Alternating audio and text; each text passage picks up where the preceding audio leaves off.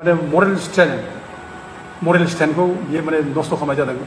बेजों एबसुखौ फाननाय जादों एबसुआ जथेस्थ' गाज्रि इमेजा बेखौसो दिनै रोखा बे खालामनाय जादों मा दरखार दं बेहा दङबालाय एथ' हाखु दाखु बे एनाउन्स खालामनो एथ' हाखु दाखु आन्दलन खालामनो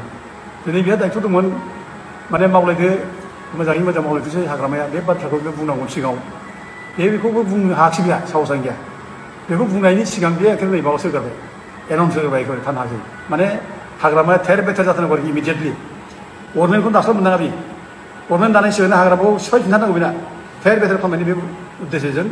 बे माने प्रेस मिटखौ खालामदों।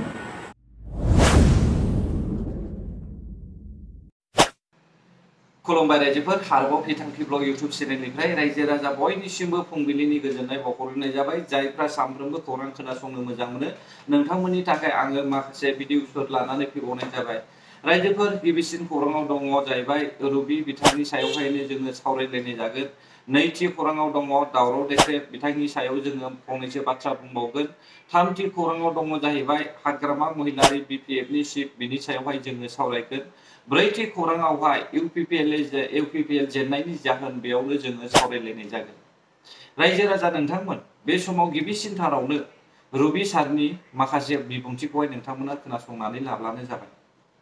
जे पलिटिक्सआव देरहानायबो थागोन जेननायबो थागोन जेननाय दिनै अबस्थायाव फैदों इउपिपिएलआ दिनै इउपिपिएलजों बिथांमोनहा इलेक्सनाव खामानि मावफानानै जेनफानो गोनां जानाया दुलाराय बर' फरायसा आफादनिनो जेननाय आरो दुलाराय बर' फरायसा आफादा जेननाय होननाय बे माबायाव अबस्थायाव सिचुवेसनाव भुगिनानै थानो गोनां जायोबा जाथि दानायनि खामानिखौ बिथांमोनहा माबोरै मावनो हागोन आरो बिथांमोनखौ रायजो राजाफ्रा बयबो मोनफ्रोमबो थाखोनि मोनफ्रोमबो आफादफ्राव दल संगठनफ्राव थानाय रायजो राजाफ्रा गोरलैयै नाजावनानै लानाया माने एथ' सहस जानाय नङा बेखायनो आं सानो बिथांमोनहा राजनितिनिफ्राय गोजानाव थानानै राजनितिखौ राजनिति नेताफोरनो हगारना होनानै बिथांमोननि गेजेराव बिथांमोनहा बोरै मावलाङो पलिटिकेल मेनफोरनो हगारनानै होनानै गावसोर बेनिफ्राय गोजानाव थानानै खामानि मावनांगौ जाथिनि खामानि मावनांगौ आरो जाथिखौ खौसे खालामनायनिसो खामानि मावनांगौ बबेजोंबा थाफानानै पार्सियेलि खामानि मावनाया थिग नङा दा बिथांमोनहा आन्दलननि जे बाथ्रा बुंदों आं सानो आन्दलननि बाथ्राखौ एथ' हाखु दाखुयै बिथांमोनहा नैबे समाव खालामोबा रायजोफोरनि खिन्थु सापर्ट मोननाय नङा खमसे खम दा मोनसे नैबे गोदान गभर्नमेन्ट फैसिगोन गोदान गभर्नमेन्टखौ बिटिसिनि गोदान गभर्नमेन्टखौ गावसोरनि बड' एकर्ड इमप्लिमेन्टेसन खालामनांगौनि बिटिआर एकर्ड इमप्लिमेन्टेसन खालामनांगौनि बबेखौ खालामजायो बबेखौ खालामजाया बेखौ मावनो थाखाय मोनसे टाइम पेरियडखौ दानि गभर्नमेन्टनो बिथांमोनहा होनांगौ नुबाय जे दानि गभर्नमेन्टआ बिटिआर एकर्डनि मावथावथाव दफाफोरखौ गोरलैयै मावनो हानाय दफाफोरखौबो मावनानै होनो बिथांमोनहा गोसो गैया बा मावाखिसै बेबायदि जुदि लाङो दिङो बा गारनानै दोननाय अबस्था नुयोबा बावहाय गभर्नमेन्टनि दायित्वखौ गभर्नमेन्टखौ बुजिहोनो थाखाय बेबायदि सोमावसारनाय हाबाफारि लाहैनाय मानाया बेयो बै समावहाय सिन्था खालामहैयोबा मोजां नैबे समाव दानो बिथांमोनहा सोमावसारनायनि बाथ्राखौ जुदि बुङोबा बे गोरोन्थि जागोन आरो बे पलिसि स्ट्रेटेजियाव माने मोनसे बिथांमोननि रं जायोब्ला गोरोन्थि जायोब्ला आरो रायजो राजाफ्रा बेवहाय सापर्ट होनाय नङा आरो without people support without the involvement of the public in the movement launched by the All Bodo Students Union, it will not be a successful movement. गतिके बेबायदि फैलारनि मुभमेन्टखौ बिथांमोनहा जाहाथे खालामा बेनि थाखाय पुनर बिसार जाहाथे खालामो गोदानै मोनसे बिथांमोनहा रिथिंकिं खालामो आं बिथांमोनखौ खावलायगोन बिपिएफ पार्टीनि मावथिफ्रा ओरैबायदि खुसि जादों आरो दानि जे इउपिपिएल पार्टीनि माखासे जेब्लानाखि साख्रि होनाय बेयावहाय बिथांमोना आरोबाव केन्सेल खालामनायनि लामायावहाय बिथांमोना थांखि लागासिनो दङ दा सोरनिबा साख्रियाबो केन्सेल जानानै थांगोन बेखौहाय जोङो बिपिएफ पार्टीनिफ्राय डाइरेक्टलि नोजोर होनानै नुहुरखादों रायजोफोर अब्ला रायजो राजा नोंथांमोन साख्रिया जायानो मोना मानो गासिबो बर'आनो मोनदों नाथाय इलिगेलि मोनदोंब्ला बे केन्सेल जागोन बेखौहायबो जों नुहुरखाबाय नाथाय बांसिनानो साख्रिखौहाय बर'फोर मोनदों दे दा बिसोरखौहाय आरोबाव केन्सेल खालामोब्ला फैबाय थानाय 5 बोसोरावहाय बिपिएफ पार्टीयाबो गोरलैयैनो जेनगोनखौहाय नुहुरखादों आरो फारसेथिं जोङो सिन्था खालामनानै नायोब्ला बिपिएफ पार्टीनि जे इलेक्शन केम्पिं खालामनाय इलेक्शननि समावहाय जे बिथांमोना समायखेरा लादोंमोन रायजो राजाफोरनि थाखाय बेयो बर' हारिनि थाखाय नङा, बेयो गासैबो गुबुन गुबुन हारिफोरनि थाखाय समायखिरा लानायसो जों बेखौहाय नुनानै दंखायो। दा बेनिखायनो बिपिएफ पार्टिखौहाय नैबे समावहाय रायजो राजाफ्रा आसि थुनानैहाय गोरोन्थि दिन्थिनायखौ जोङो नुनो मोनदों। नाथाय बे समावहाय बुंदों जे रुबि सारा बुंदों दे डाइरेक्टनो बुंदों बिथाङा इउपिपिएलनि जेननाय माने आबसुनि जेननाय। दा बेयावहाय बिथांमोननि थांखिया जाहैबाय इउपिपिएल आरो आबसु बेखौहाय बिथांमोना मोनसेल' होननानैहाय सरजाबनानै लाबाय। नाथाय बेबायदि सानखानानैहाय नोंथांमोना आरोबाव इउपिपिएल आबसुखौहाय मानो मदद नागिरदों? दा इउपिपिएल आबसुनि मावनायखौ नोंथांमोना मोजांबो मोनखायाखैब्ला अब्ला इउपिपिएल आबसुखौहाय नोंथांमोना सोंखारिखाबायब्ला अब्ला नोंथांमोनखौहाय इउपिपिएल आबसुआ मदद होगोनखौहाय नुहुराखै आङो। मानोना बिपिएफ पार्टिया आबसुनि बेरेखा खामानि मावगोन, इउपिपिएलनि बेरेखा खामानि मावगोन आरो हारिनिबो बेरेखा खामानि मावगोन, बेखौहाय जों नुहुरखादों। बेनिखायसो बिपिएफखौहाय सरकार दानायनि सिगांनो होबथानो नागिरनाय जोङो नुदों रायजोफोर। दा मोनफ्रोमबो गोरोन्थिखौ बिपिएफ पार्टिया लाबोगोन, रायजो राजाफ्रा नायलांबायल' था, अब्लानो बयबो मिथिगोन। बे समाव जों सावरायनोसै भटनि समावहाय हाग्रामा महिलारि सारा सोरनि भट लानानै रिजाल्टआवहाय देरहासार जानो हादों, नोंथांमोनाबो खोनासं। যে কোচ রাজবংশী বা আদিবাসী বা ছয় জনগোষ্ঠীৰ ক্ষেত্ৰত আমাৰ বিপিএফ দলৰ পৰা কোনো আপত্তি নাই। যদি গভৰ্ণমেণ্ট অফ ইণ্ডিয়াই ইহঁতক ট্ৰাইবেল হিচাপে ষ্টেটাছ দিয়ে, আমাৰ ক'ব লগা একো নাই। এই সময়ত কি কৈছিলে সি, চবে ট্ৰাইবেল বিচাৰক, কোনোবা অসমীয়া মানুহ গাহৰি খাবৰ কাৰণে শিকাওক, কোনোবা মুছলিমো শিকাওক, কোনোবা বেংগলীও শিকাওক, কোনোবা মাৰোৱালীও শিকাওক, চবে গাহৰি মাংস বা শামুক তামুক কিবা কিবি খালে হ'ল, চবে ট্ৰাইবেল হৈ যাব। এইবিলাক কি ভাষণ হ'ল এইটো? সেইটো মানে বিৰাট বিষাক্ত কথা এইবিলাক। আমি কৈ আছো যে কোচ ৰাজবংশী বা আদিবাসীসকলক এছটিকৰণৰ ক্ষেত্ৰত আমাৰ কোনো আপত্তি নাই, দিয়ক, আমাৰ কোনো আপত্তি নাই, সেইটোৱে কৈ আছো। মানে 1 নম্বৰ অবজেকশ্যন দিয়াটো কোচ ৰাজবংশী বা আদিবাসীসকলক এছটি হ'ব নালাগে, দিব নালাগে বুলি 1 নম্বৰ অবজেকশ্যন কৰা মানুহ এই प्रमद बर' বা आं सानो बेफोर बाथ्राखौहाय हगारा होननानैबो सानो समावहाय, नाथाय ससियेल मिडियायाव पुरा आसामिस निउज चेनेलनिफ्राय फोरमान होनानै होजोबो, बिथांमोना रिपिट हगारनानै होजोबो मोनफ्रोमबो जाथायखौनो, मिथिबायना? दा बेफोरखौहाय जोङो खोनासङोब्ला अब्ला फैबाय थानाय नैबे 5 बोसोरावहाय जुदि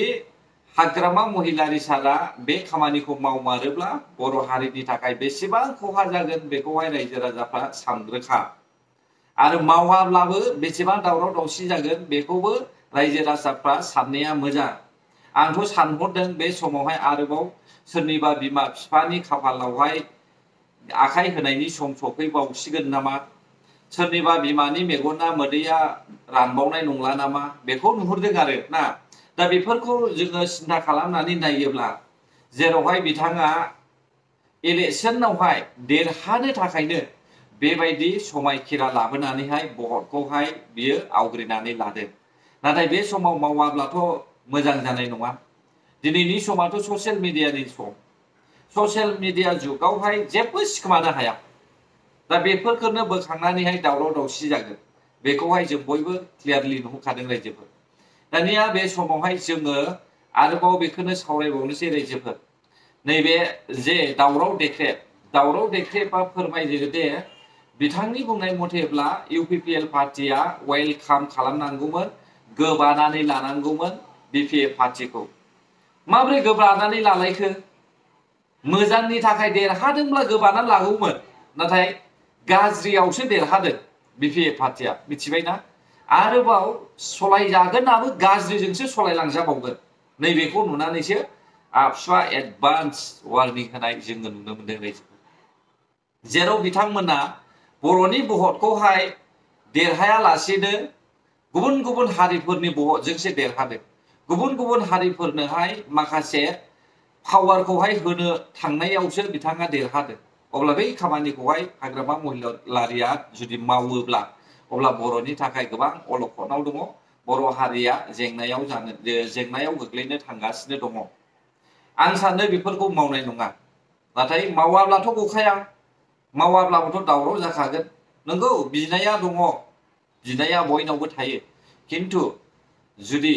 धोन सम्पथिनि लबावनो थाखा फैसानि लबावनो गावनि हारिखौहाय उनथिं दोननानैहाय गुबुन हारिखौ सिगाङावहाय फसंनानै लानो सानोब्ला बे जानाय नङा बे समावहाय आबसुआबो मदद होनाय नङा इउपिपिएल पार्टियाबो मदद होनाय नङा रायजो राजायाबो मदद होनाय नङा बेखौहाय जोङो नुहुरखादों बेनिखायनो आं सिदा बुङो रबि सारनि सायावबो नोंथांमोननि सरकारा मोजाङै सलायलांब्लानो जाबाय बाराद्राय उफुद्रुग खालामोब्ला नोंसोरबो फैबाय थानाय 5 बोसोरावहाय जेननो थाखाय गोरलै जागोन 2020 मायथाइयावहाय हाग्रामा महिलारिखौहाय खोख्लैनो थाखाय बिजेपि पार्टिनि सापर्ट लानो गोनां जादोंमोन नैबे दा आरोबाव 2025 मायथाइयावहाय बिपिएफ पार्टिया इउपिपिएल खौ खोख्लैनो थाखाय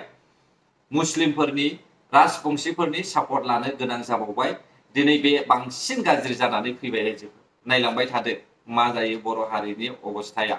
सरकार दागोन फैबाय थानाय 5 अक्ट' खालारखालि नोंथांमोनाबो बयबो नुगोन साइडआव नाय ओरैहाय रेडि खालामगासिनो दंखायो सरकार दानायनि समायखिरा लानायनि जायगायावहाय बे समाव जों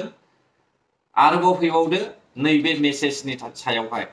नैबे मोनसे मेसेज आरो नैबे मोनसे मेसेज बे मोननै मेसेजखौहाय नोंथांमोना नाय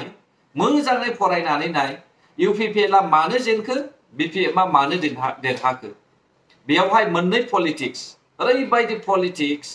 नैबे मोनसे मेसेजखौ नायोब्ला बर' हारिनि थाखाय जोबोद जेंनायाव दङ आरो नैबे मोनसे मेसेजखौ नायोब्ला बर' हारिनि थाखाय साफ्रोमबो रायजो राजा आरो गुबुन गुबुन हारिफोरनि थाखायबो बेयावहाय दावराव दावसिनि जेबो जेंना गैया दा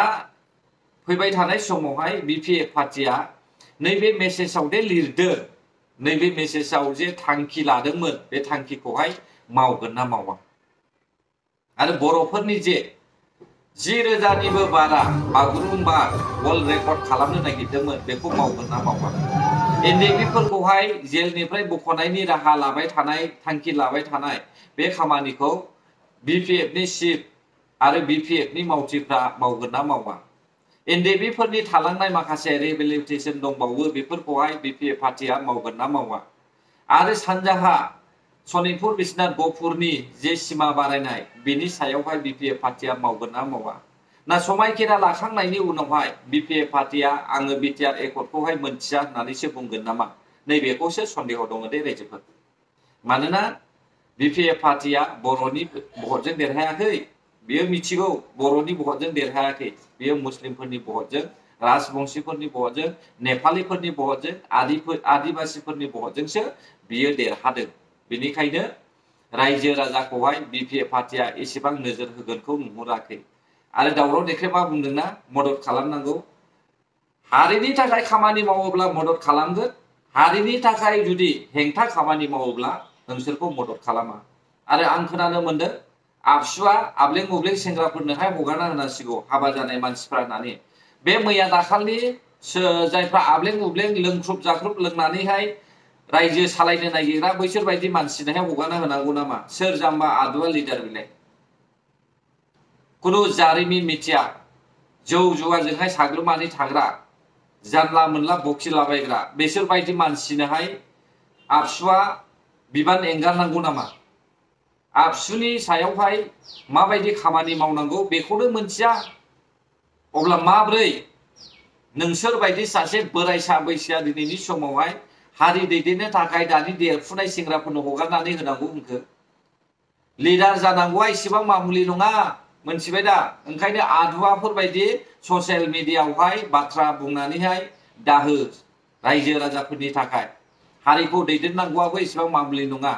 सासेबो दासिमबो गोदान पार्टी दानाय जे आबसुनि फरायसानि मानसिफोर बे फुराना आबसु नङा गोदान आबसु बानायनो नागिरनाय बिसोर बायदियावहाय हारिनि थाखाय सेन्टिमेन्ट गोनां मानसि गैया अब्ला बेखौ माब्रै हगारना होनो बेखौबो सिन्था खालाम अब्ला रायजो राजाफ्रा नोंथांमोना मा सानदों आंनि बे बुंनायावहाय गोरोन्थि मोनदोंब्ला गाव गावबागाव सुद्रायनानै लादो गोजोन्थों जायफ्रा आंनि बिदिखौ जोबजासे नायबाय बर' हारि जै जाथों जै बर' हारिनि